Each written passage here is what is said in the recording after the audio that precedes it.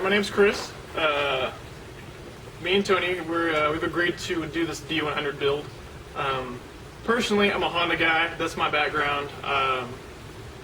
It's pretty much spent my entire mechanic life on Hondas only. Don't know anything about Dodge. I actually hate Dodge, like the majority of everybody who doesn't drive one.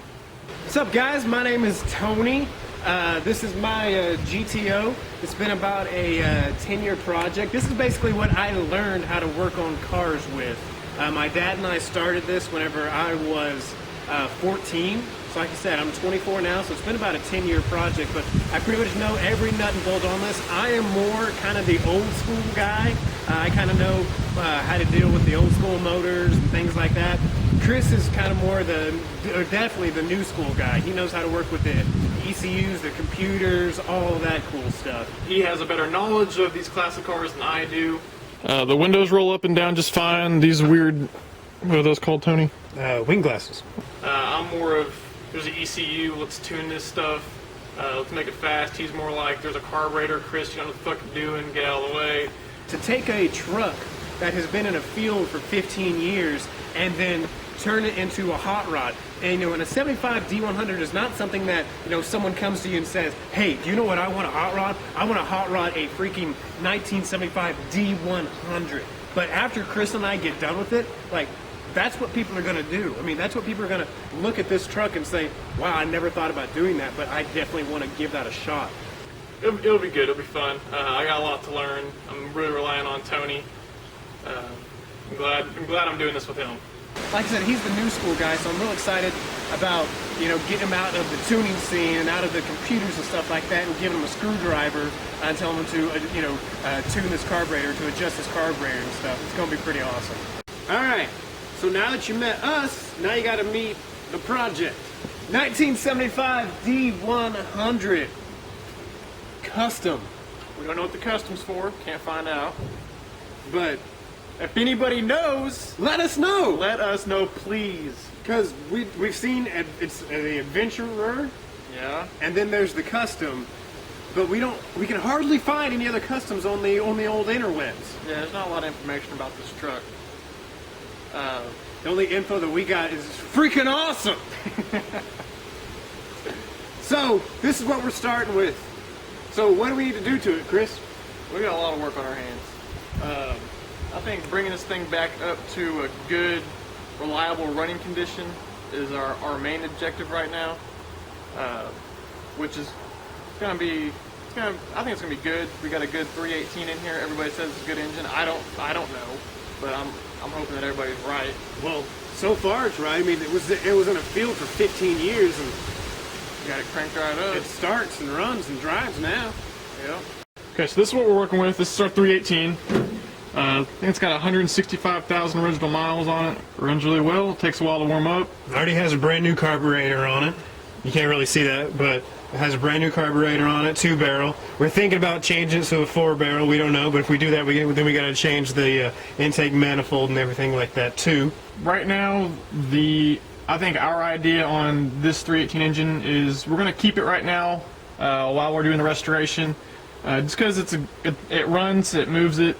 We don't have to pull it around on a winch or anything. And maybe this engine might grow on us. We may want to keep it later on, or we might have other ideas by putting the 4-barrel on it or switching out with a 440. Right now everything's a little bit rusted, a little bit. It's been well used, you know. It was a farm truck. Now it's a it's going to be a classic recreation of a cool badass truck. And right now we're just kind of keeping it the way it is, letting it run, stuff like that. But eventually, if we keep this 318, then we're going to make sure that everything is spotless, comes back to life. There's no acorns in it anywhere, anything like that. Right. I think we got pretty lucky with this 318. It came with AC, power steering, and power brakes. I know a lot of trucks didn't come with that back in '75. I think we lucked out. This truck also came with front disc brakes, which that helps as well, and they actually work. Alright, and the body on this truck, it's pretty straight. I think it drives straight anyways. The bumper is a little offline. It's got a few dents and dings. The paint is worn, aged. This side isn't so bad, doesn't look too bad. This side, on the other hand, we were power washing it last night and it just came off. It was pretty sad to watch. You can see where the white paint was running down the orange. Our plans for this paint, we're gonna go with satin black, nothing too glossy. We're gonna get rid of most of this trim. I'm thinking right now. Those are our thoughts right now. Things may change. We still have a long ways to go. This thing does have a few dents and dings. We'll have to replace this brake light. It's got a little ding right there. Not too bad, not for an old farm truck anyways. There's not a lot of rust, just a few places like here and then on the cab over there. But that's what's awesome about this truck is it was in a field for so long. There's no telling how many hailstorms, no matter how many nearby tornadoes almost came and got it. But there's hardly any damage to the body after since 1975. Yeah, and that's true. And a lot of people don't know, but this Dodge, a lot of these D100s in the 70s came with galvanized steel bodies, and galvanized steel is really hard to rust. Okay, the interior is it's pretty worn out. The floor pan, it's got a hole in it. On this one side, there's quite a bit of rust. It definitely doesn't smell great. The seat, on the other hand, can't believe it. It's in perfect condition. No rips, no tears, anything like that. It's almost like we just bought this seat and put it in. It's crazy. The dash is in pretty good shape. The vents are kind of busted, but there's no cracks. I guess probably because it's made out of plastic or something or other. The window seals, they leak a little bit. They did last night when we were power washing it. The door handle needs to be fixed. The windows roll up and down just fine. These weird, what are those called, Tony? Wing glasses. Okay, those wing glasses, those work really well. We will have to get a new steering wheel.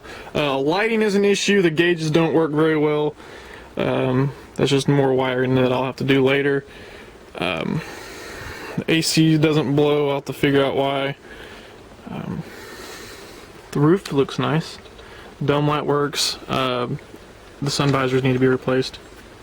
I don't know, I kind of like that moldy yellow look. No, you shut up. Get out of here with all that. All right, so this is actually going to be our workshop for this project. I don't know if we mentioned this or not, but our goal is to get that D100 done by May so that we can go on a Hot Rod Magazine's Power Tour. So that'd be Hot Rod Magazine Power Tour 2015.